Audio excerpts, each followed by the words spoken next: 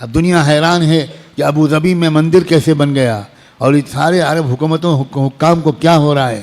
دنیا حیران ہے کہ سعودی عرب کے شہزادہ محمد ابن سلمان اس قدر کافرانہ، فاسقانہ، گمراہانہ عقائد اور اعمال میں کیسے پھنس گیا.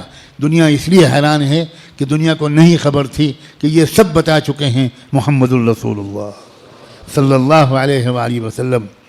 یاد رکھنا بھارت کے مسلمانوں، ہم محمد ابن سلمان پر ایمان نہیں لائے ہیں، ہم محمد ابن عبداللہ صلی اللہ علیہ وآلہ وسلم پر ایمان لائیں. ہمارا کسی حکومت سے کوئی تعلق نہیں. اے سعودی حکومت کے گمراہ بادشاہوں، اے دبئی اور ابوظبی کے گمراہ حکمرانوں، ہمارا تم سے کوئی تعلق نہیں. ہمارا تعلق محمد مصطفیٰ احمد مجتبیٰ سے ہے، ہمارا تعلق قرآن سے ہے، ہمارا تعلق حدیث سے ہے، ہمارا تعلق حرم شریف کے جدید ہوٹلوں سے نہیں ہے، ہمارا تعلق مکے اور مدینے کے ان یادوں سے ہے، ان واقعات سے ہے جن کا سلسلہ شروع ہوا تھا محمد الرسول اللہ کی پیدائش سے، اور اس کے بعد نبوت سے، اور اس کے بعد ہجرت سے، بعثت سے، ہجرت سے، اور پھر اس کے بعد بدر سے، احد سے، حنین سے، احزاب سے، قادسیہ سے، یرموک سے. ہمارا تعلق ابوبکر صدیق سے ہے. ہمارا تعلق تم سعودی بادشاہوں سے اور حکمرانوں سے نہیں ہو. بھارت کے حکمران کسی عرب حکومت کے نمائندے نہیں ہیں. بھارت کے عوام مسلمان کسی بھی عرب حکمراں کے نمائندے نہیں ہیں. بھارت کے مسلمان غلام ہیں محمد الرسول اللہ. ہمارا رشتہ سیدھا ان سے ہے. ہم تمہارے محتاج بالکل نہیں ہیں، قطعاً نہیں ہیں. تم غلط کرو گے تو ہم غلط کہیں گے. ہمیں اس بات کا کوئی اندیشہ نہیں ہے کہ تم ہمارا ویزا بند کر دو گے، تم ہماری حاضری اس جگہ بند کر دو گے. سب کچھ اللہ کے ہاتھ میں ہے. ہمارا تعلق ایمان سے، قرآن سے.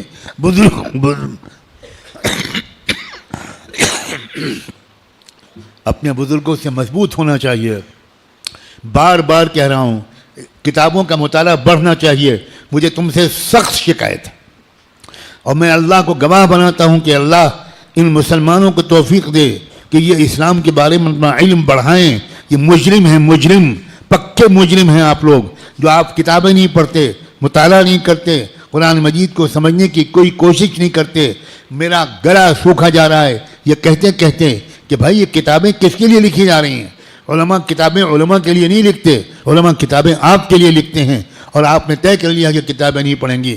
اگر کوئی یہ سمجھتا ہے کہ تبلیغ کا کام کا مقصد یہ ہے کہ منتخب احادیث اور فضائل اعمال کے سوا کچھ نہ پڑھو، تو وہ خاندانی بیوقوف ہے، وہ غدار اور بے وفا ہے، وہ جاہل ہے.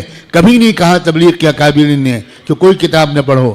ہاں جب جماعت میں نکلو تب تو مشورے سے ایک ہی کتاب طے ہوگی، ورنہ 10 ساتھی ہیں وہ 10 کتابیں لے آئیں گے، اور کتابیں پڑھنے کے بجائے جھگڑا ہی ہوتا رہے گا. کوئی کہے گا یہ پڑھو، کوئی کہے گا یہ پڑھو. لیکن اپنے گھر کی زندگی میں کتابیں پڑھو، بشتی زیور پڑھو، معارف الحدیث پڑھو، اسلام کیا ہے پڑھو، قرآن آپ سے کیا کہتا ہے پڑھو، دین و شریعت پڑھو، انسانی دنیا پر مسلمانوں کے عروج و زوال کا اثر پڑھو. کیا تم جاہل رہنا پسند کرتے ہو؟ یہ کہاں کی بد ذوقی ہے؟